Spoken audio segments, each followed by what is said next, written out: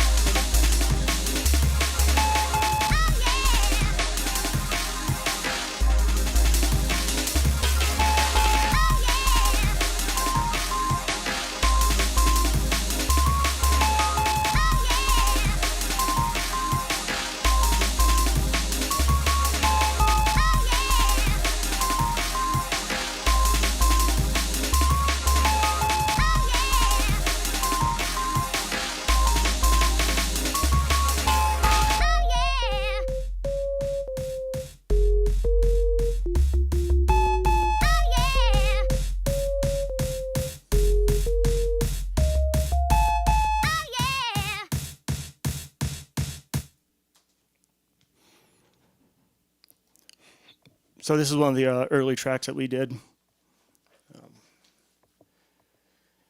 Hang on just a second. I've had a knock on the door. Just give me 1 second. I'll let this play in the meantime.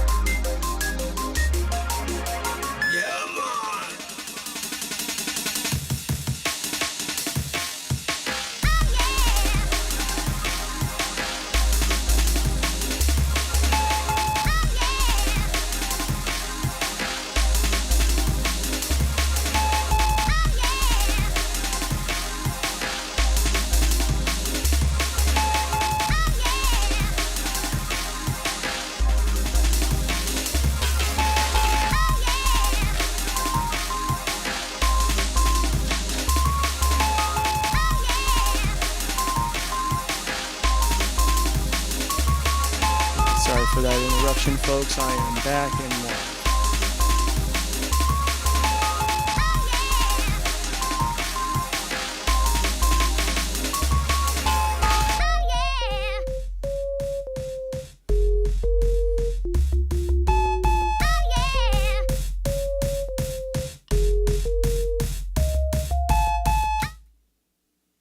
Okay, so there is that. So the topic of today is going to be starting a track from scratch. And it was also kind of a 50-50 choice between send me your samples and doing a track from scratch. So I guess the answer to this question is yes, we're doing both. We're doing some with user-provided samples and some with other material that I already have. So we'll just kind of work with it, see what we got, and we'll just take it from there and see where this goes. I feel like just to kind of make it a little more interesting, I'm going to do kind of everything with the PowerBook G3, sequencing and sample editing. Last time I was doing this session more or less with Ableton Live. This is kind of a little more of the older school method. This version of Cubase is just a sequencer. I believe it had rudimentary audio support, which I mean I think it could do like a maximum of 8 channels, and depending on what special hardware you had with it. But for our purposes, it's like we really just need the MIDI only, and I really like how simple and easy to use old Cubase was. It was just for being one of the older options in the older DAWs, it was just really a straightforward one. When you're used to the more modern workflows, it was definitely a gateway for me into these older sequencers, because I tried Notator before. I could make things with Notator, but I couldn't like make things as good as I could with Notator as I can with Cubase. Cubase is, I feel much more fluent with it. So we're going to start with a new track here, and I'm going to start with a new track here. Get everything pulled up real quick. But first we're going to need some channels. Command T gives us channels, and we're just going to populate out to 16 since our MIDI machine, the S1000, is capable of 16 channels of multi-timbre operation, and everything's going to our modem interface right here. That's just our, it's kind of our Mac MIDI clone. I forget what it's exactly called, but it's one of the more simple interfaces. It's compared to my 40 in, 40 out unitor setup. This is quite simple. So let's give ourselves a fresh start here. I'm going to initiate. I think I'll start with a bass sample first.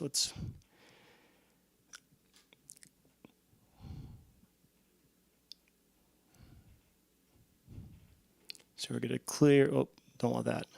Don't want to format a hard drive yet. That'd be bad. So go to disk, load volume, clear memories, and then load yes, because we kind of want to start from scratch in this case. So we have our 808 bass loaded. Sometimes these tack buttons switch. They stick. One of my upcoming jobs is to replace all the tack switches in here. That way things don't stick like that. So first things off, we're going to go to mix. We're just going to kind of keep everything on the stereo channel for now, just to keep it kind of simple for now. MIDI, we're going to assign this to MIDI 2. I always like to keep my bass lines at MIDI channel 2, breaks on channel 1.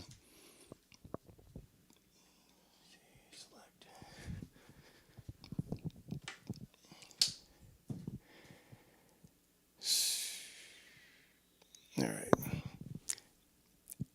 The one thing I might have forgotten in this workflow is I need to get myself a MIDI cable to connect here. So just 1 second with that.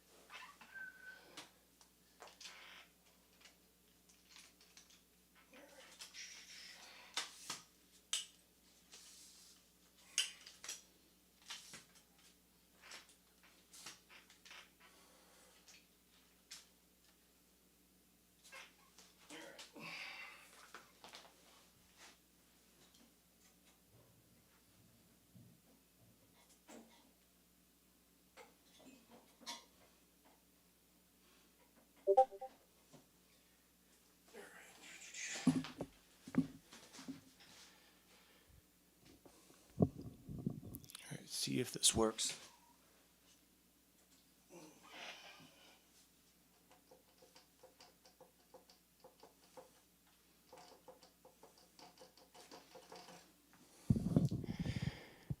And before, I think we have to set our MIDI input in here.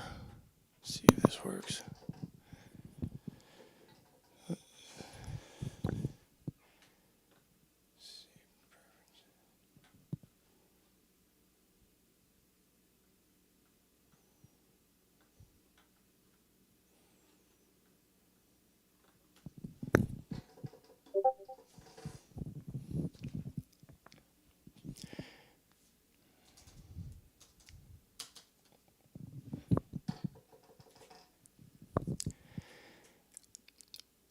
On second thought, we might be scrapping this idea. We'll just go back to live. This is not working the way I was expecting to, so just a moment.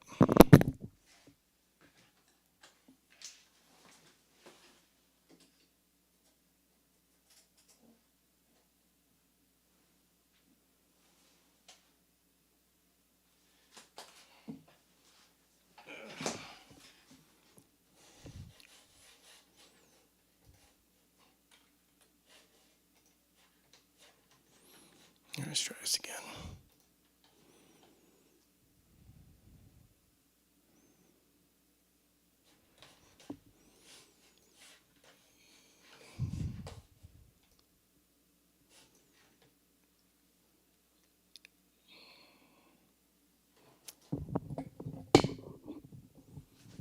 Just a second.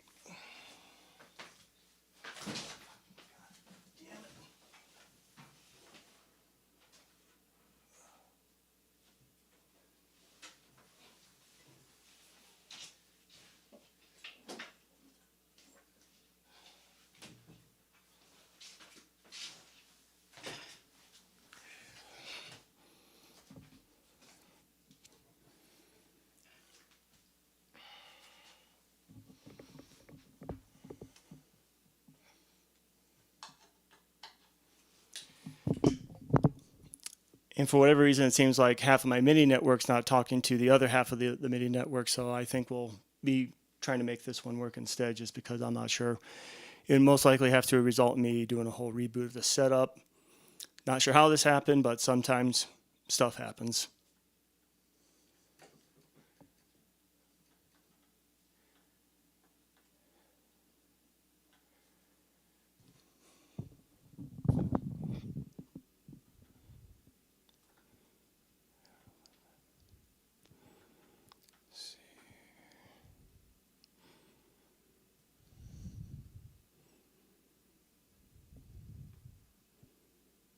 MIDI setup, that's what I need. Here we go.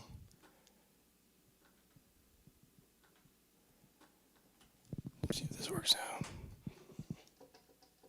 There we go. Now we're live. Perfect. All right. Back to where we were.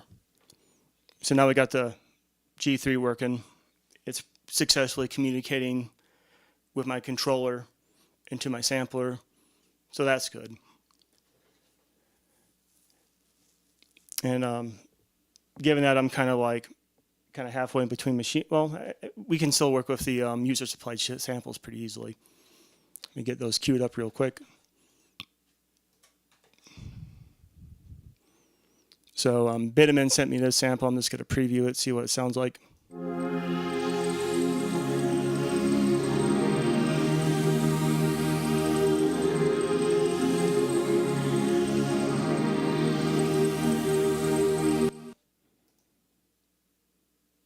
Okay, so he sent me that pad at about 160 beats per minute. We also got a couple other breaks at 160, so I'm going to set my Cubase sequencer to 160 just so we're working in the right beats per minute here.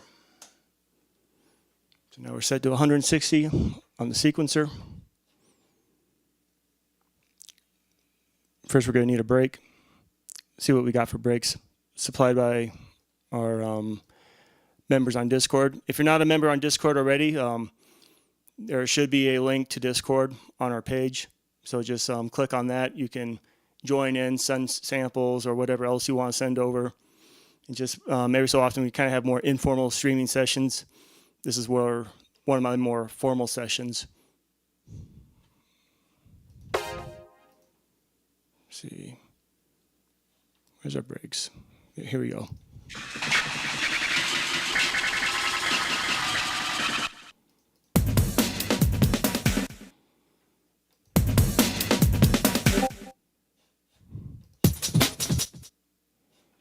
All right, let's take another look here.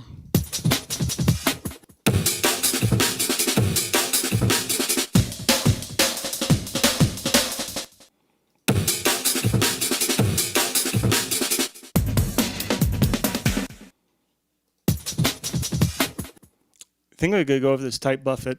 Bitterman's applied me this one in the send me your sample section. I think this is going to be our break. And it sounds like it's a 1-bar break. So estimated length is about that. So let's pull it up, download. All right. Get live pulled up real quick. So I'm not exactly going to be using live for this production. Sometimes I like to pre-stretch samples or make things kind of like work with the rest of my project. Because there's other old school ways you can do this, but sometimes when I just want things to be in the right beats per minute, like a little more cleanly and not so much the cyclical time stretch method, I like to use live for being a less obvious stretch. And it just seems to do it so well and so efficiently and quickly that it really just kind of helps speed along that process.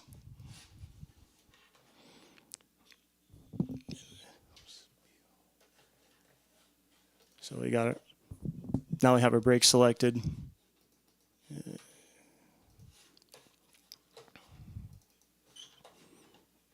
Turn on our warp. 160. All right, CNN loop. See how this sounds real quick.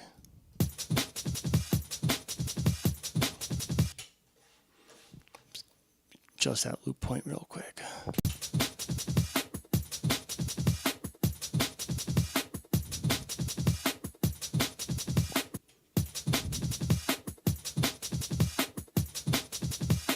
Okay, so that's the break we're going to use for our production tonight.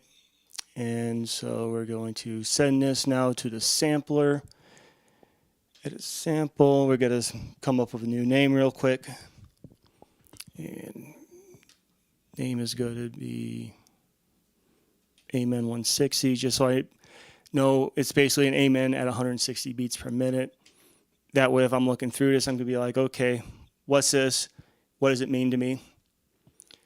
It's always good to kind of set your future self for success in this way. I mean, sometimes it can just be tempting to put in like a bunch of weird characters just so it's different enough, but it also helps when you know exactly what you're looking at when you're trying to recall a session years later. I got sessions from 15 years ago, and there's some things I just like have to kind of like reference the original track and just try to approximate what was there previously. So now we have a fresh sample of Amen 160. We're going to do a mono sample pulling from the left channel. We're going to do full bandwidth for this one. We got 20 megabytes of memory in here, so plenty of sample time for a machine of this age. Let's go to record 2. This is the screen where we record our samples in. And just to give myself plenty of room, I'm going to do about 3 seconds of sample time. And the duration of this is 1.5, so I can cut this down to 2. Take it down to 2. Make sure everything's working right. It's coming in a little hot there, which isn't a bad thing with this machine, but don't want it to be too hot. Or do I? Depends on what genre I'm producing.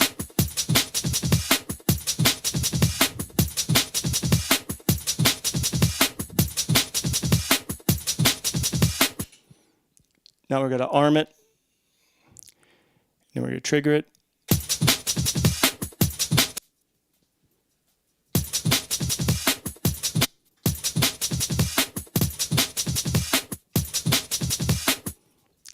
And there's our break. Now we take that break. We're going to load this into recycle. Let me switch screens for a second here.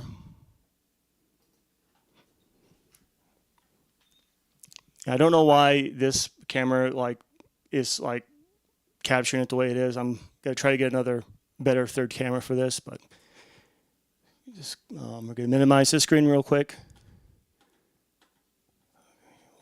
Oh, I see.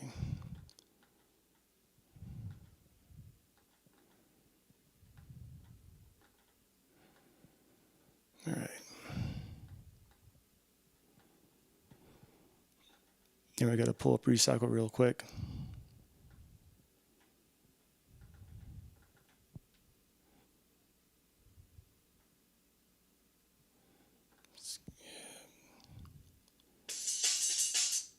All right.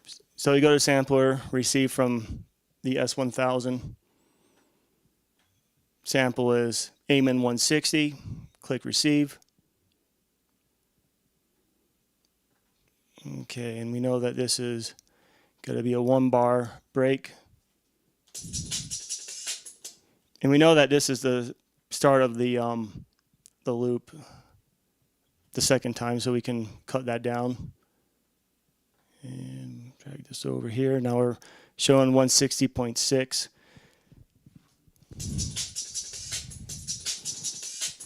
See how we align on the grid here?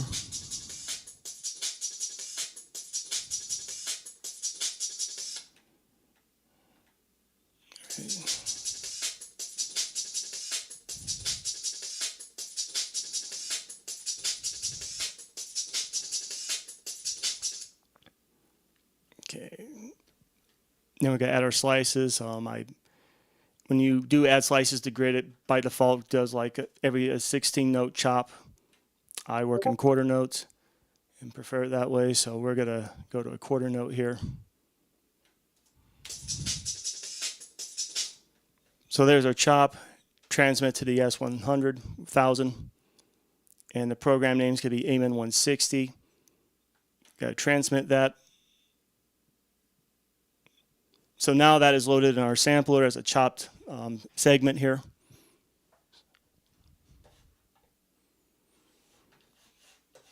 And real quick here, there we go.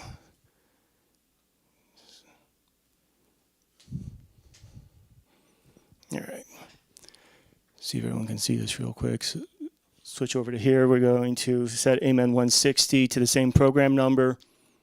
That way, when everything's the same program number, we're operating in multi-timbral mode for these samples. Go to mix. These are the levels, and the Amen 160 set to the right program already, the right MIDI channel. So we're going to go back to our MIDI sequence over here.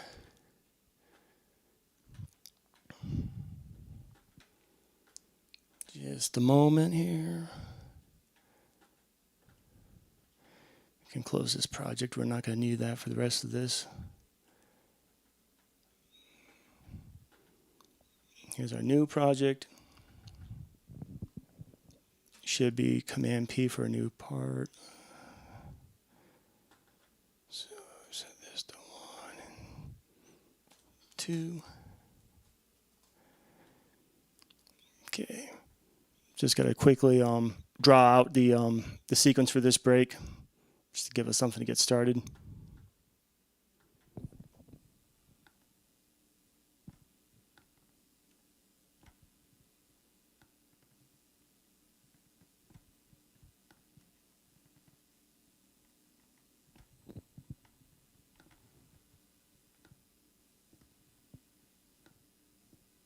See, we got everything working.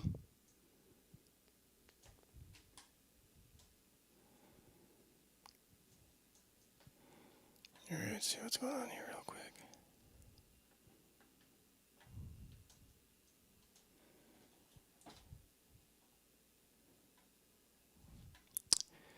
For some reason, it's not recognizing the MIDI interface real quick. Let me save this as real quick.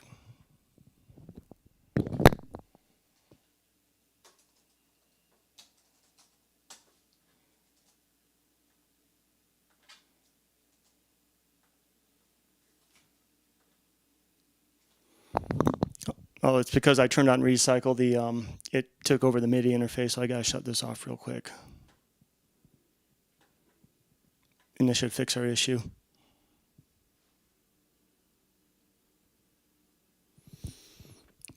So Magwell asked the question, tell us a bit more about yourself. Are you from the US? If so, for some reason these old Maxes love to talk when they have problems and sometimes like rudely interrupt me, and like my kids will be like, what's that? Why is your old computer making these weird voices? And it's just like, well, I don't know. Steve Jobs had a thing for that, I guess. So pulling this back up, now our MIDI interface is live. So to answer Magwell's question about what got me into jungle music, it was probably playing roll cage in the late 90s. I liked the music that was on there. I know the soundtrack is a little more on the drum and bass, especially the early drum and bass sound, kind of progressing from outward from jungle. I've been listening to a lot of music in the late 90s, early 2000s that was kind of had an association with jungle. I listened to a lot of IDM of that time, a little more of the drill and bass stuff. But for some reason, like, and I also listened to a lot of like the early hardcore stuff like Prodigy, T99, and ASIN. So I just had a love for jungle, but always kind of struggled like where was the best place to find this, because it's like, especially being in the United States, it's not like I'm in Bristol. It's not like I'm where this stuff was more popular. I mean, it was just hard enough to get basic electronic music at that time in the States, let alone things more exotic like jungle. And so it was Pete Cannon in 2020 who kind of got me back on the track with this, and just being like, you know, I got all these machines, it's like, and just kind of seeing the way he worked with it, it just all kind of clicked and finally made sense in my head how they were pulling this off. So as you can see here, we're triggering the S1000 from Cubase, and this is our chopped break. So I guess to answer this question, it's just like, it was kind of weird how it's like, I always liked jungle, but I wasn't like an active listener until I would say about 4 years ago. After Pete Cannon kind of showed me the way, and his channel was getting really big around that time. And I would actually say before that, it was Extra Spicy Mike in 2009 and 10. I was initially taken in by his hardcore productions, and then the more I explored his channel, the more I realized, like, got into more of his jungle stuff. But it's like, I kind of followed like what people were doing on YouTube with these old samplers, but like still just kind of like lost in like, how the heck were they pulling such fast music on these old machines with such limited interfaces?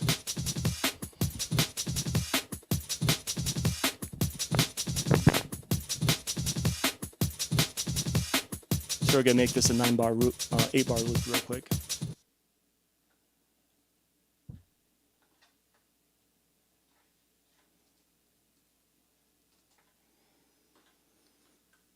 Channel 2 will be our bass line.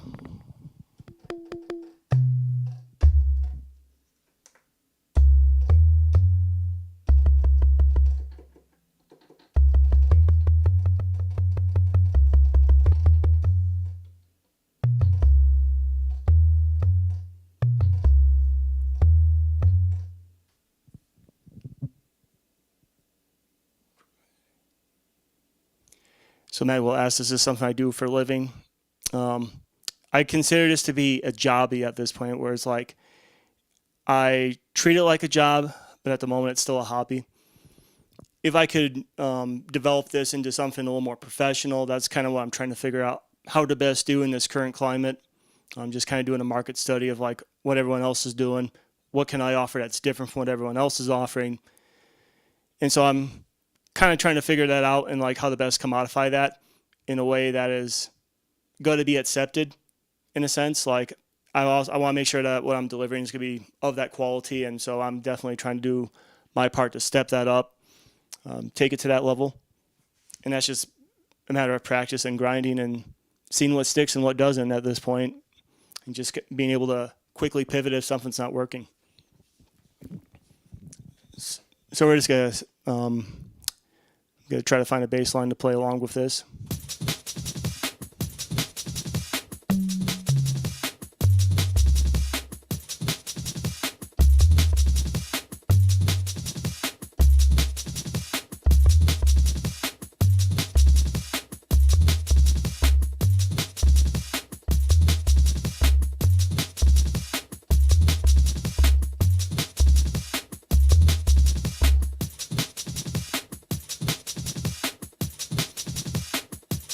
To answer Paul's question, yes, this is being archived, and so I don't think you've missed a whole lot. There's a couple technical issues that we had at the beginning that we were sorting out, so you're here for the good part, so don't worry. And whatever you want to catch up on later, it should be there on the archive. As soon as I'm done streaming, it will archive this and be able to be viewed and clipped however you would like to see it going forward.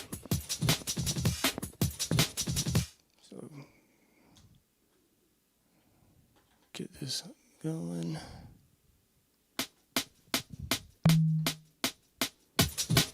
Okay, let's try that again real quick.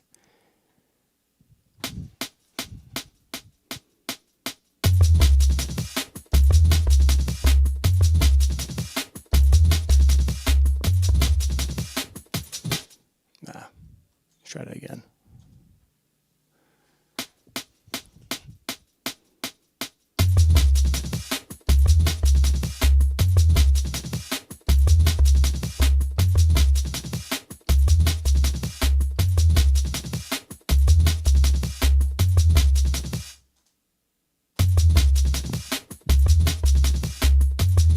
So I think the first thing I'm going to do is I'm going to polyphony limit our 808 bass, just that way we're not stealing notes.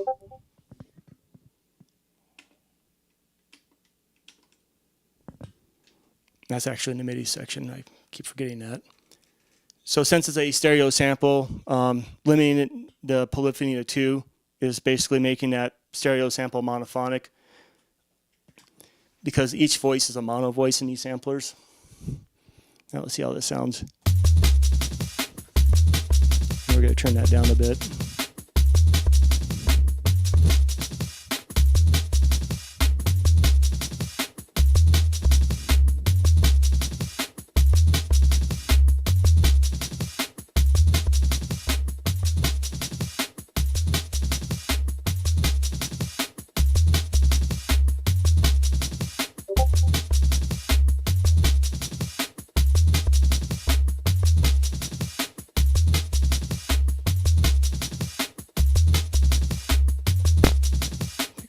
Quick.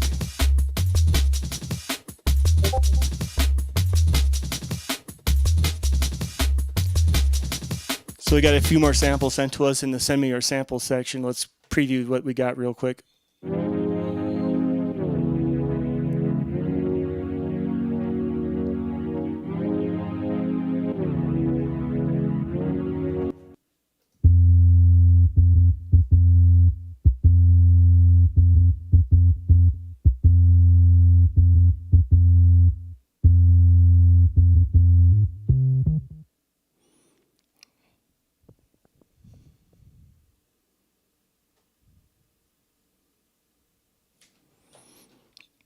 So to answer, like, why do I have so much hardware when there's so many VST options?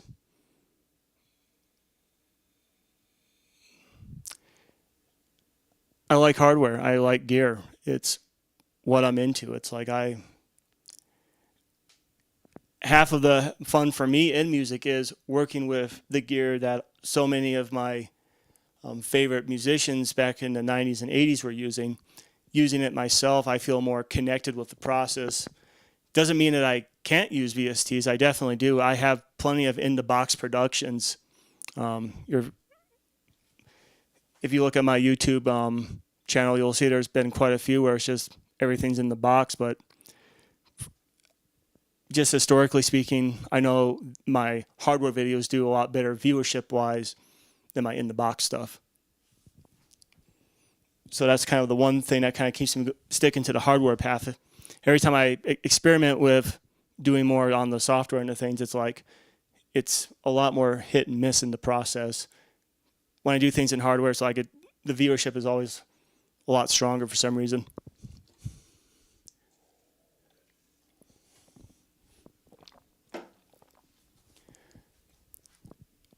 So after listening to Bitteman's bass line, I think I'm gonna scrap this bass line. For some reason, this 808 patch that I have isn't going as deep as I would like, so I'm gonna cut this. We're gonna switch to his bass line real quick.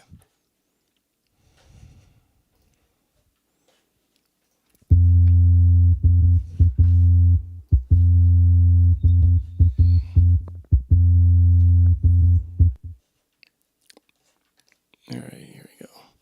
So now we got that bass line from Bitteman that he sent us in the send us our sample section of our website on Discord.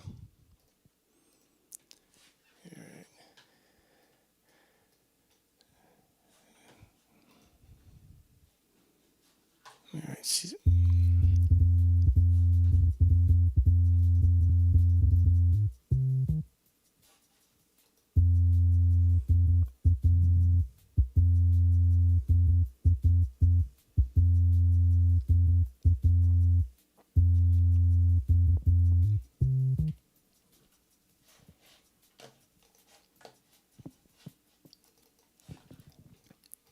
Okay, so this sample is about 12 seconds exactly. So for this sample, I'm not going to do full bandwidth on this one. We're going to do half bandwidth since it's mostly bass anyways. And on these older machines, it's kind of when you have only so much memory to work with. Get the right camera here. It's better just to kind of conserve your bandwidth where you can. Even if you have a full... If I had a full 32, I might not care so much about like having to conserve bandwidth and memory on this, but given that it's just a sub bass anyways, it's like we can afford to kind of cut the bandwidth on this sample.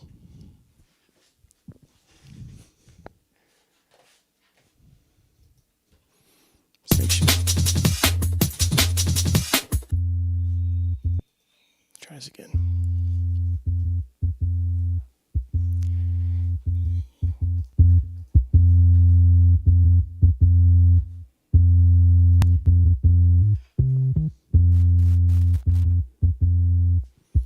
I think for this one, we're just going to pull it in hot, see what we get. So, let's give you one. But real quick, let's change the name of this. I forgot to do that. We're going to say bass. Bass at 160.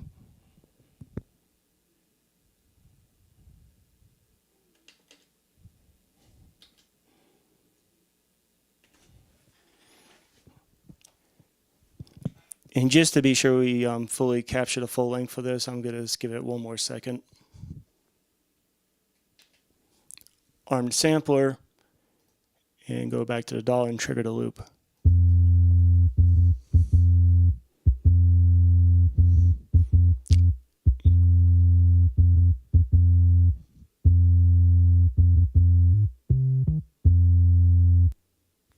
Okay.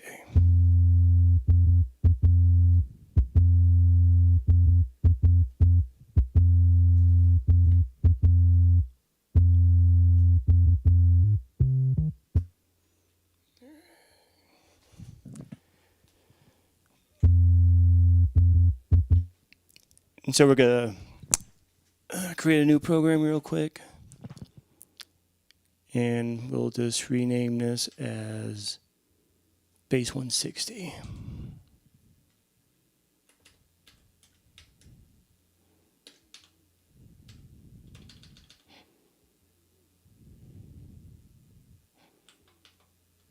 And we'll call it program. So it's saying it's the same name as an existing sample. So just to make sure we don't screw ourselves up, we will put a PGM at the end of this file just so we can differentiate to the sampler that, yes, this is a program and not a sample. Don't overwrite my sample. So we're going to copy key group. And this bass program only had one key group. We're just going to swap that out. It was originally a stereo one, so I want to see if I can get rid of that somehow. So go to span key group.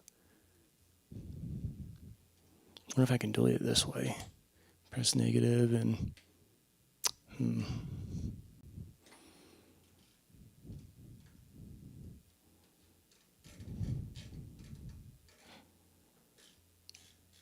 That's weird and goofy. Why is it doing this?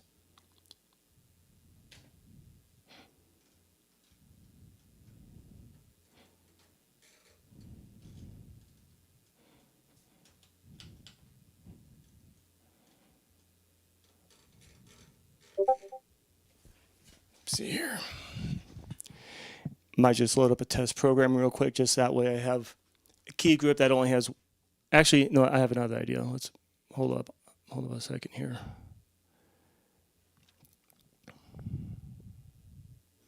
Yeah, let's just load up the test program. That's faster, anyways.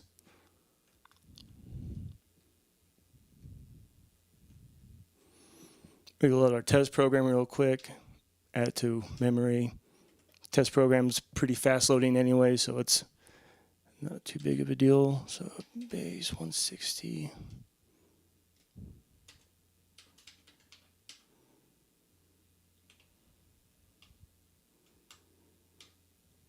All right, copy that. Key group to sample 1. There we go. And we're gonna make this our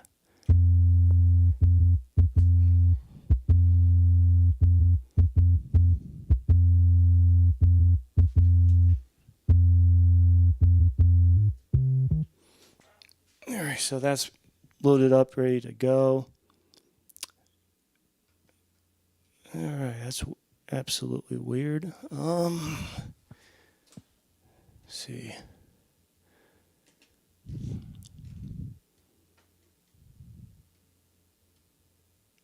Oh, okay, I see what's going on now.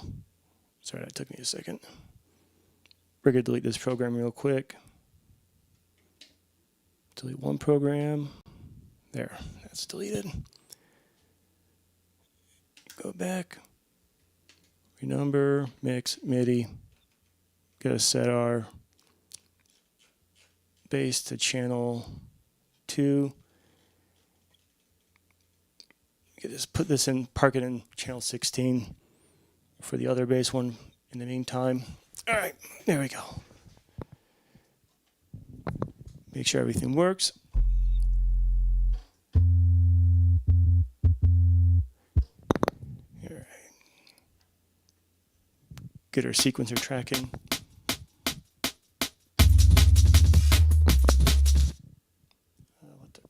All right, hold on a second.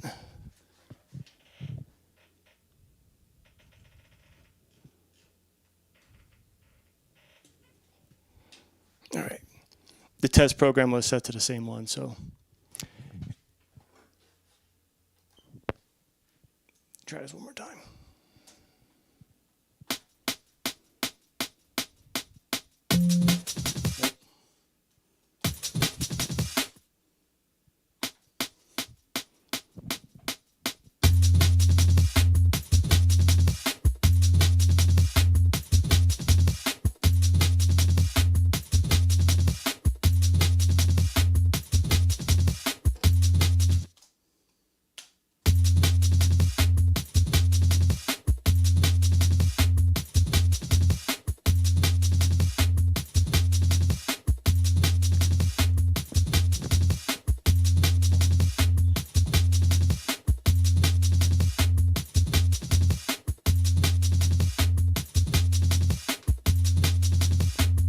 That's a good tip there, Tomas.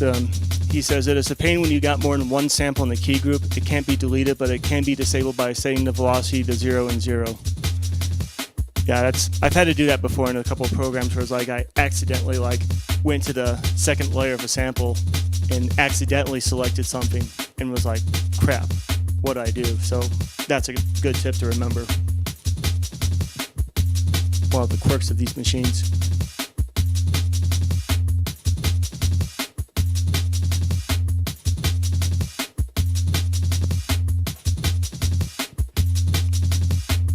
So I'm going to extend this bass out here real quick. All right.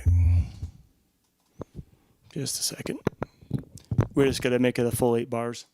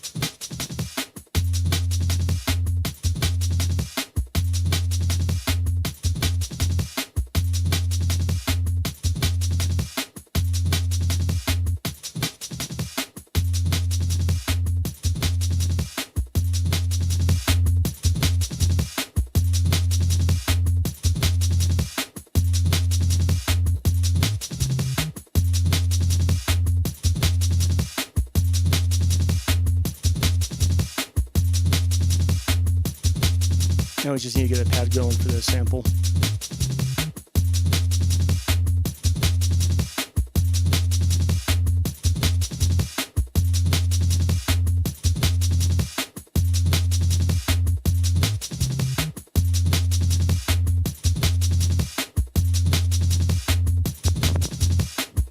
Just looking to see what's been provided in our send us or sample section. See, we got a nice pad sent here.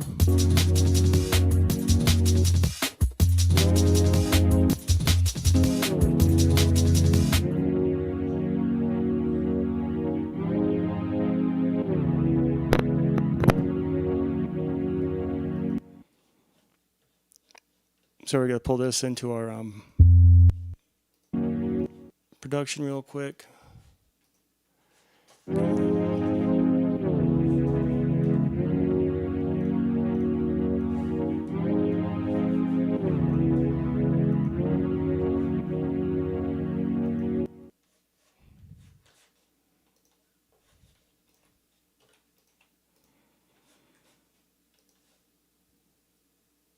All right. So now we got our pad sample loaded up into Ableton. We're going to just make sure that's working correctly real quick.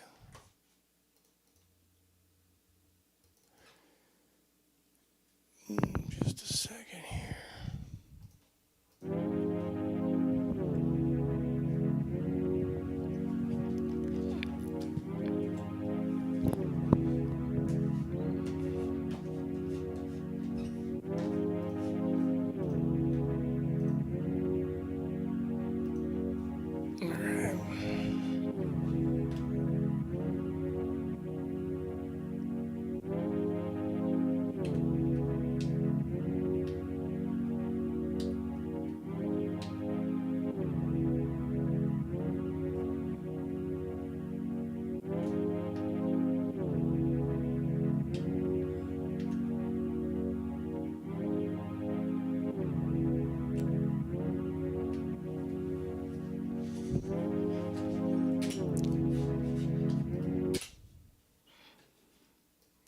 External out, a sampler, and see what we get.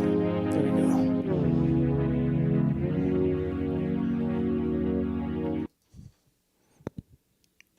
On the sampler, and start.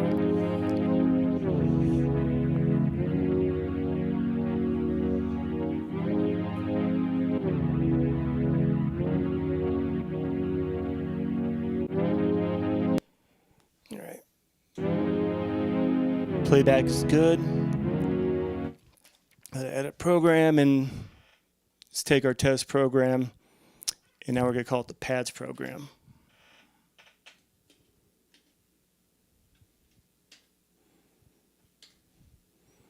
Set our key group. Sample 1 is now going to be our pad sample here. And go to select program. Assign the right MIDI channel to it. Where'd it go?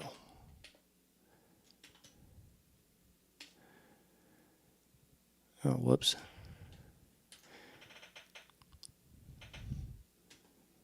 All right, let's try that again real quick. Got ahead of myself there.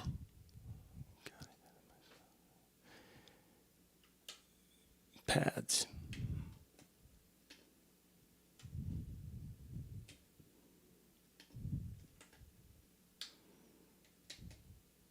There, now it copied. That was the problem. I thought I copied the program and didn't copy the program. So there we go. Now we're correctly set up. Go to MIDI for that. We're going to set our pads to 3.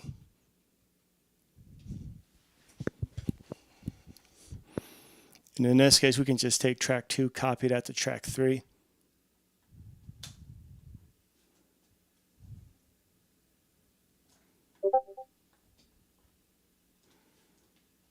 And see how this sounds.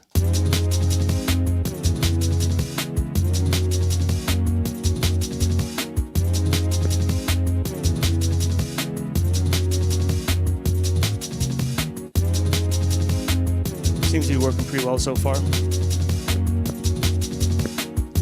Maybe start adjusting the mix a bit.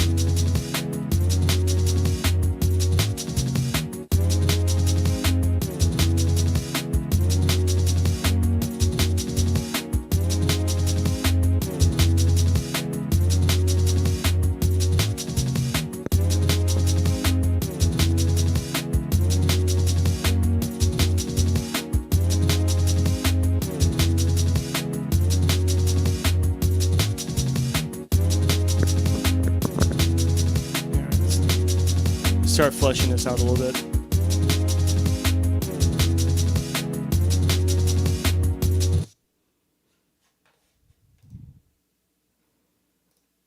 All right.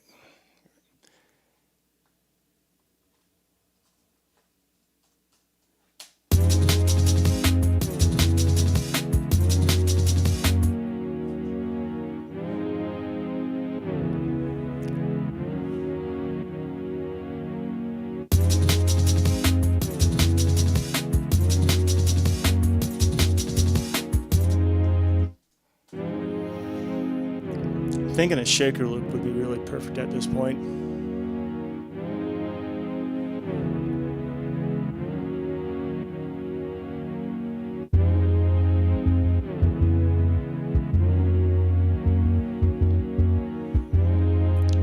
See if I got a shaker program to load up.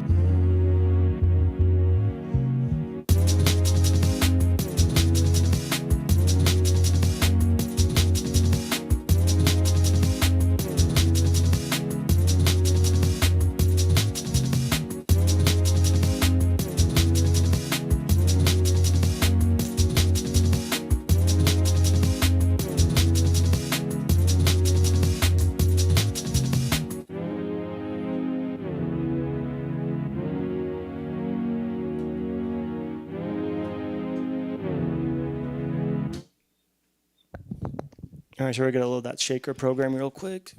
Okay, it doesn't like that partition. That's one of the fill partitions on that disk, so we're going to... Where's my shaker program? There's my shaker program. Just going to load that real quick. Shakers are loaded. We're going to renumber that to number 1. Go. MIDI's going to be set to 4. And we're just going to program our shaker real quick.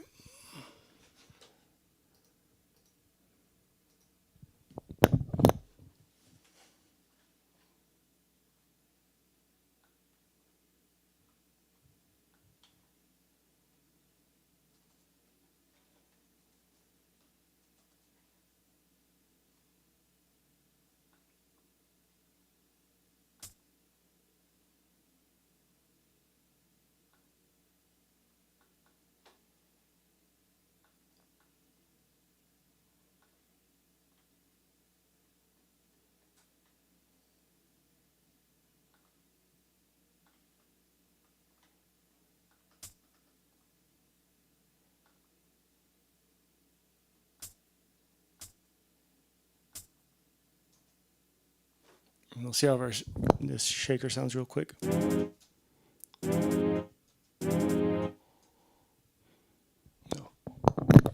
As in 16th note, not quarter note. Whoops. Kind of like it though.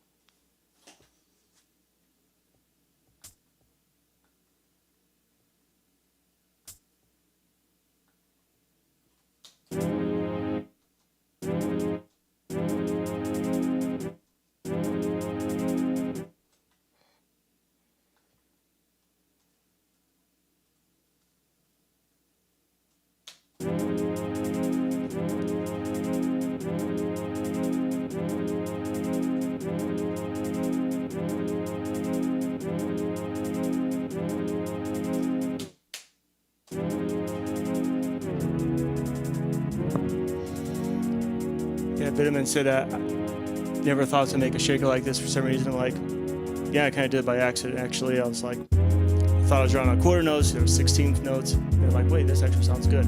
Let's keep that. Set it to the third beat, or the third part of the beat, the bar, I should say.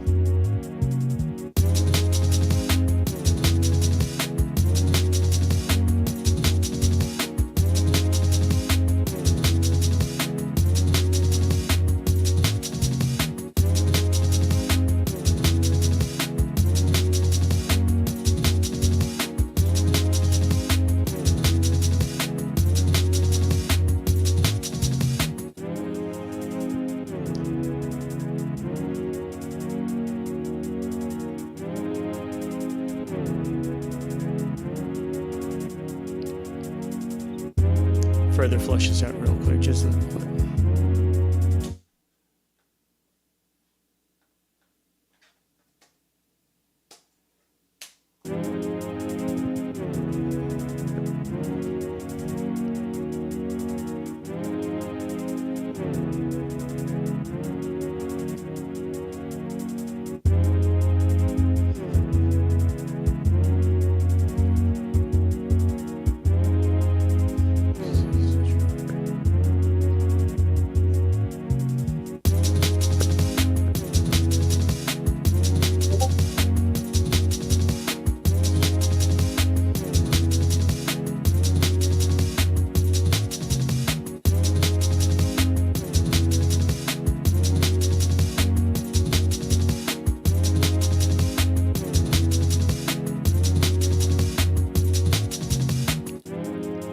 So Anthony J was asking about possibly doing a studio tour here. I can do that real quick. Just let me switch cameras for a second.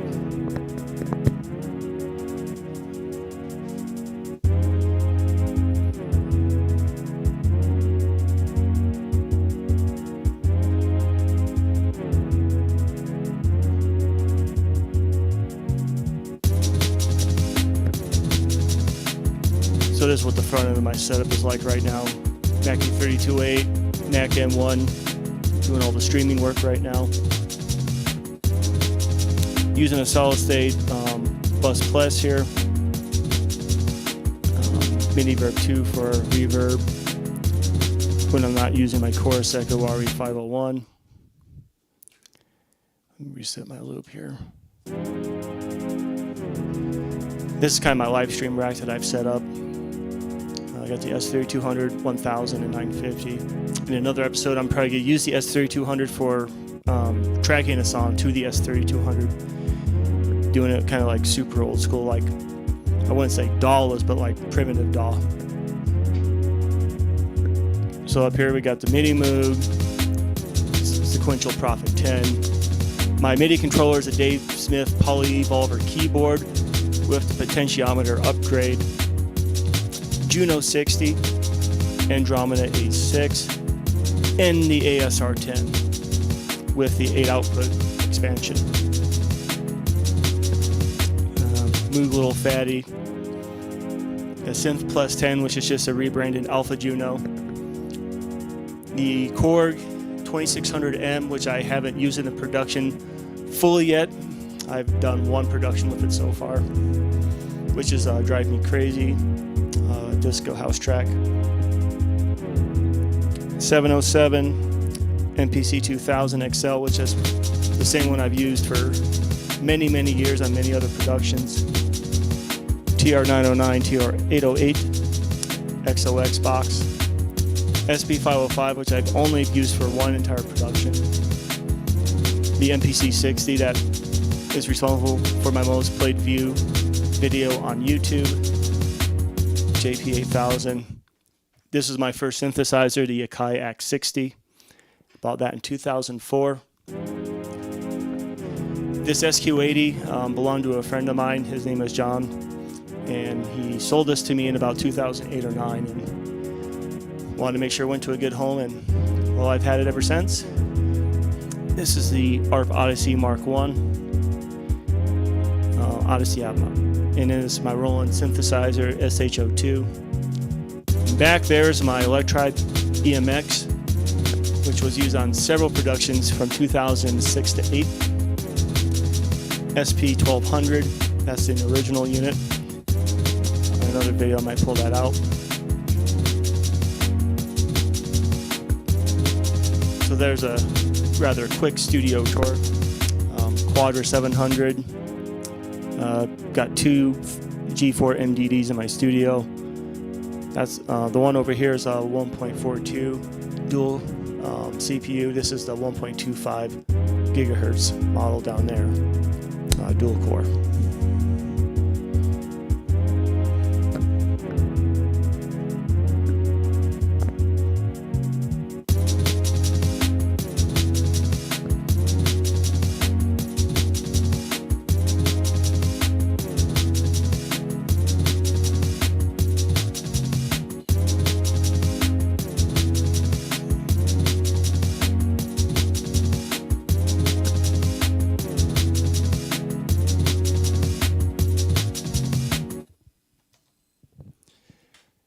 I'm feeling this needs some kind of vocal sample. I'm just not quite sure what I'm feeling with it yet.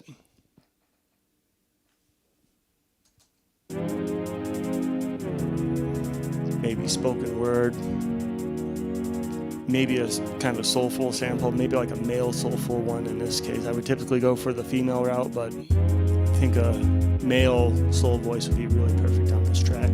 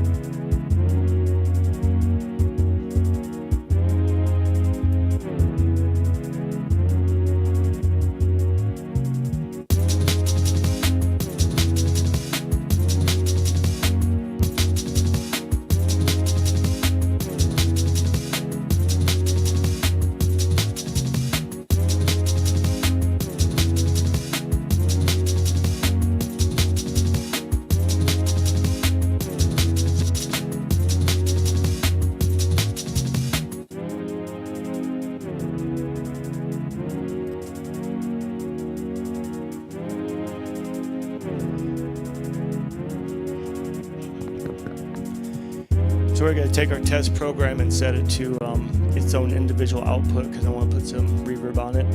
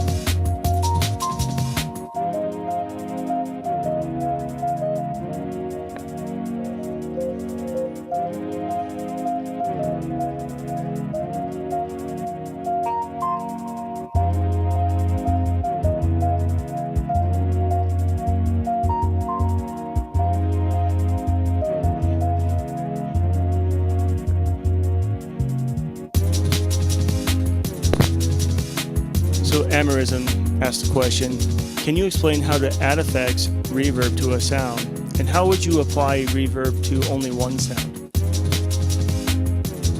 So, pull up my screen over here. If you can see on the screen here, you'll see that the test program is set to output 4, so it's separate from the individual outputs, stereo output. And the stereo mix for that program has been turned all the way down, so nothing's going to the stereo end, but rather it's only going on channel 4.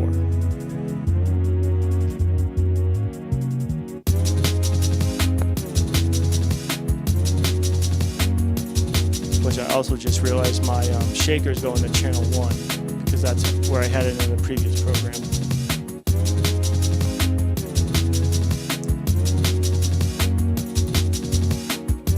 Alright, quick studio tour real quick.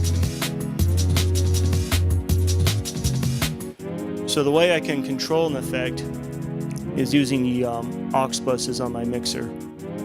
In this case, the top one is the MIDI Verb 2. Below that is for the chorus echo. So right now I'm doing a little bit of the MIDI Verb 2 for that. I play a note. Actually, I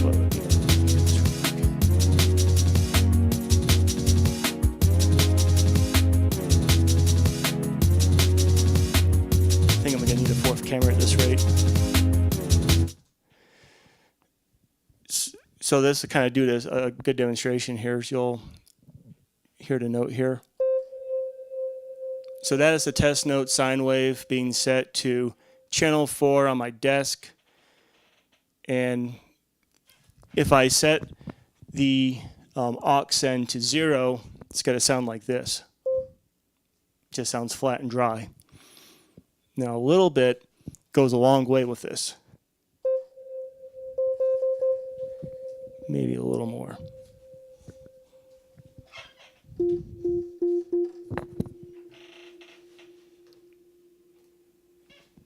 Let's see.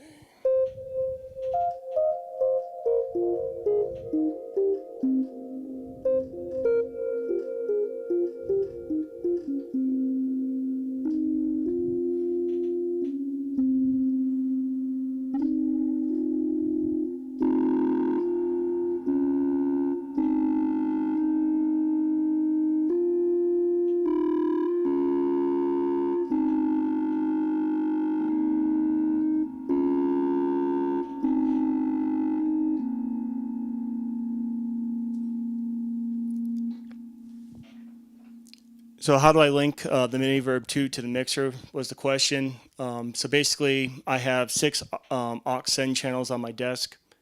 One of them is assigned to the MIDI Verb 2. So basically the aux sends are typically in mono, so there's a mono send to the MIDI Verb and then a stereo pair going back as a return. And so then there's a separate section on my desk that can control the return volume. So that's one of the ways that I'm able to integrate the MIDI Verb 2 into my workflow, which what's also cool about the way I do things, I can take any DAW channel, assign it to a channel on my mixer, and apply it through the same analog processes as I do my hardware. So any DAW track and any sound can be affected in the same signal chain that way.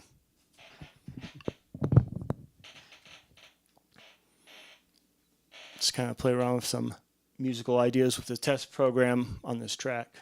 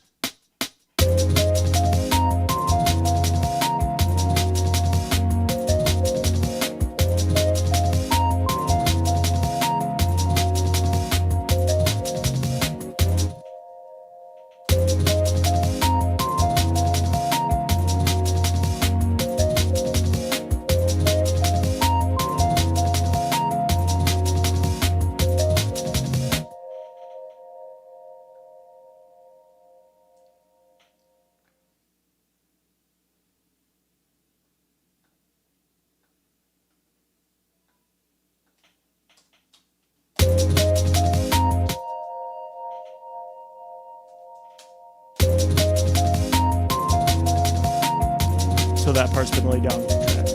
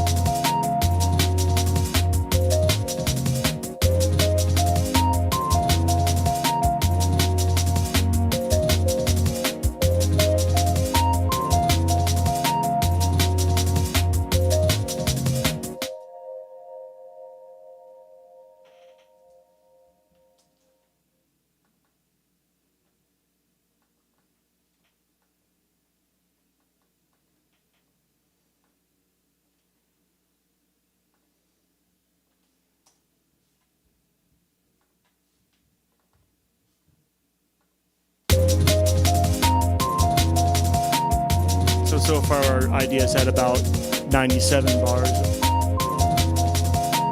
Not bad for about a half hour of like just kind of sitting down and trying to get this worked out.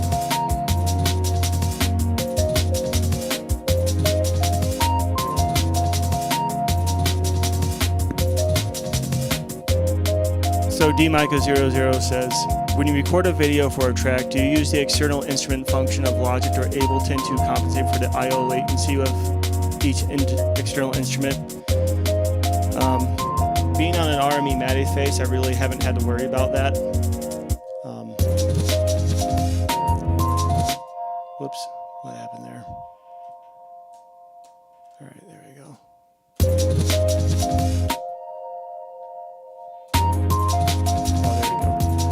Hit a button.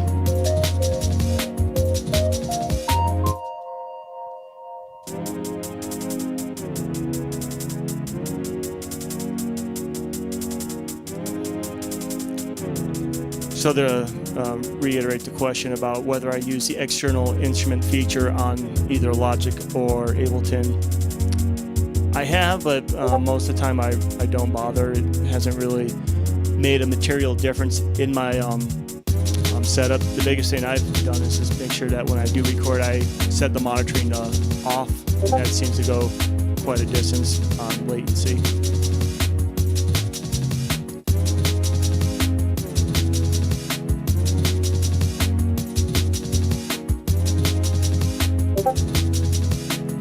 If I actually remember right, Total Mix, I believe, is claims to be a zero latency monitoring situation, which is where I do most of my active hardware monitoring. So there's like hardly any latency in my setup, or at least detectable latency to myself as I'm working with it. It's basically like having a digital switchboard, because I have a 64 in and out interface connected to the RME MIDI face. And that's been working pretty incredibly for me in this setup. I've had absolutely zero issues or complaints about it. Turn this down a little bit.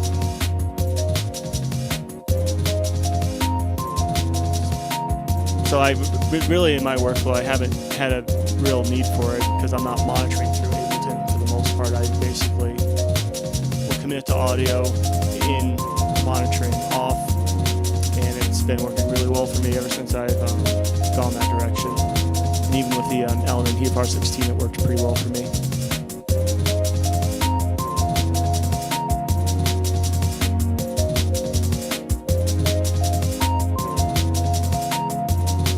So we're at about 5 active elements in the track right now.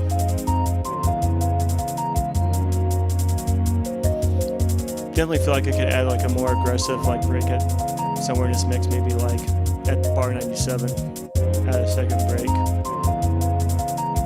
that's kind of all the time that we have for this live stream today. I'd like to thank everyone for coming. Thanks for the questions and the feedback. I always like it when there's questions to ask, because it's like that just gives us a topic of conversation and can guide me on what's a topic of interest, what I can cover that will be more meaningful to the viewers. So thank you all for the input. Until the next time, we'll see you on the next stream.